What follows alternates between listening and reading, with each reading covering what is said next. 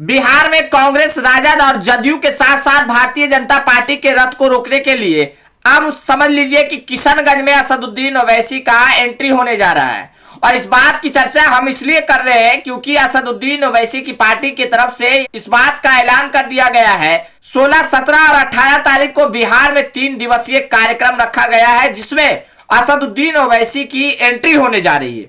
और आपको बता दें कि देखिए जैसे जैसे चुनाव करीब आ रहा है वैसे वैसे सारी पार्टियां अपनी तरीके से रणनीति बनाने में जुट गई है। इस बात की चर्चा हो रही है कि किशनगंज में आखिर कौन सी पार्टी जीत हासिल करेगी, क्योंकि आपको बता दें कि किशनगंज में त्रिकोणीय मुकाबला होना है। कांग्रेस वहां पे अपने प्रत्याशी को तो उतारेंगे ही उतारेंगे, उसी के साथ आपको बता दें कि जनता दल यूनाइटेड का भी प्रत्याशी होगा और उसके साथ ही साथ आपको बता दें कि असदुद्दीन ओवैसी की पार्टी का भी प्रत्याशी वहां से होगा ही होगा। और यही नहीं, प्रत्याशी का ऐलान भी कर दिया गया है असदुद्दीन ओवैसी की पार्टी की ओर से भी। और समझ लीजिए कि फाइनली हो गया कि अख्तरुल इमान किशनगंज से चुनाव जरूर ही लड़ेंगे और इस बात पर चर्चा हो रही है। और इसीलिए देखिए 16, 17 और 18 को असदुद्दीन ओवैसी का एंट्री होने जा रहा है किशनगंज में।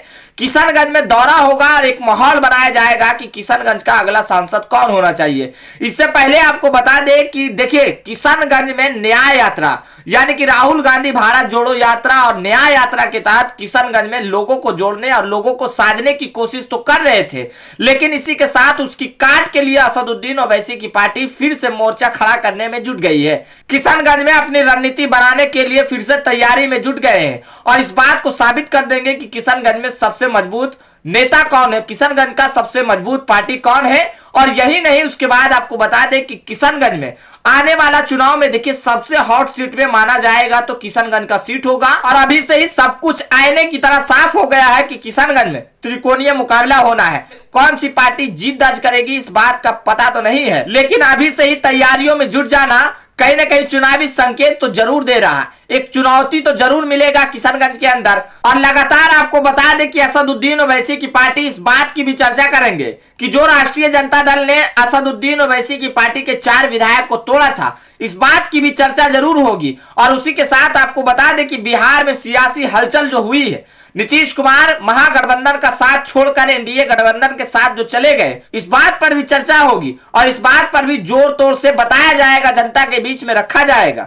आपको बता दें कि देखिए इससे पहले कांग्रेस का जो न्याय यात्रा हुआ था, कहीं ना कहीं उसके काट में असदुद्दीन ओवैसी की पार्टी ने इस बात को खुद तय किया है और ऐलान भी कर दिया है कि 16, 17 और 18 को 3 दिवसीय दौरा होगा किशनगंज के अंदर। और देखिए कौन कौन से सीट पर चुनाव लड़ेंगे असदुद्दीन ओवैसी की पार्टी, इस बात का भी फाइनल नहीं हो पाया है। कितने सीटों पर चुनाव लड़ेंगे इस बात का भी फाइनल नहीं हो पाया। हालांकि एआईएमआईएम के प्रदेश अध्यक्ष ने इस बात को तो जरूर कहा है कि आने वाला चुनाव में हमारा जो सीटों पर मजबूती तरीके से कार्य करता रहेगा, जो सीट हमारे लिए मजबूत रहेगा, उस सीट पर तो हम चुनाव जरूर लड़ेंगे। लेकिन इस बात की भी चर्चा हो रही है कि असदुद्दीन ओवैसी की पार्टी बिहार के अंदर 1 से ज्यादा सीटों पर चुनाव लड़ सकते हैं, यानी कि लगभग 10 सीटों पर चुनाव लड़ने का प्लान तो बना रहे हैं, लेकिन किन सीटों पर अपने प्रत्याशी को उतारेंगे इस बात का भी फाइनल नहीं हो पाया है। लेकिन आने वाला वक्त में क्या कुछ होता है, किस बात के ऊपर मुहर लगती है, कितने सीटों पर चुनाव लड़ेंगे असदुद्दीन ओवैसी की पार्टी, इस बात पर भी आने वाला वक्त में सब कुछ तय हो जाएगा।